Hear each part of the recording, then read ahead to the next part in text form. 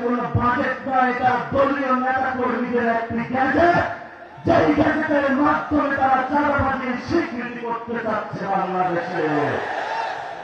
এটা হাওয়া ভবনের যারা কতগুলো ব্যক্তি, একটা গ্রুপ, যাদের হাওয়া ভবনকে তারা বৈধ করার জন্য, বাংলাদেশে ডাবল ডিজিটের দুর্নীতি করার জন্য জনগণের উপর একটি বৈষম্যের বাজেট আমাদেরকে চাপিয়ে দিয়েছে। আপনারা মাঠে ঘাটে সর্ব জায়গায় সতর্ক থাকবেন। এই বাজেটকে আমরা ধিক্কার জানাচ্ছি। এই বাজেটে আবু সাইদের রক্ত নেই, এই বাজেটে শহীদ ওয়াসিমের রক্ত নেই, এই বাজেটে শহীদ ভক্তের রক্ত নেই, যেই বাজেটে আমাদের তরুণ প্রজন্মের কর্মসংস্থানের ব্যবস্থা নেই, সেই বাজেটকে আমরা ধিক্কার জানালাম।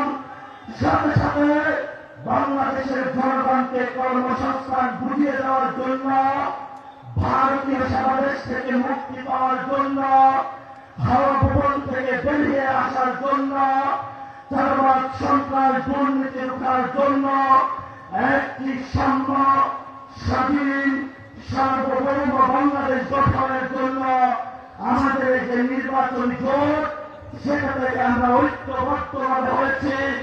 রাজনৈতিক লড়াই চলবে। ভারত বাংলাদেশের যে সম্পর্ক মর্যাদার ভিত্তিতে হবে, সীমান্ত হত্যাকাণ্ড বন্ধ হবে, পুলিশিং বন্ধ হবে, নদীতে পানি আসবে, আমার বেকার ভাইয়েরা চাকরি খুঁজে পাবে। যদি এই ব্যবস্থা বাংলাদেশে না হয়, এই যে চট্টগ্রামের রিভল ঘোষণা হয়েছিল, এই চট্টগ্রাম থেকে আমরা আজকে আবার রিভল ঘোষণা করলাম। আপনারা সবাই ঐক্যবদ্ধ থাকবেন ইনশাআল্লাহ।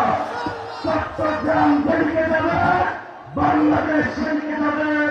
চট্টগ্রামের জয় হোক, বর্তমানের জয় হোক, বাংলাদেশের মানুষের জয় হোক, বাংলাদেশের ইসলামের জয় হোক, বাংলাদেশের সার্বভৌমত্বের জয় হোক।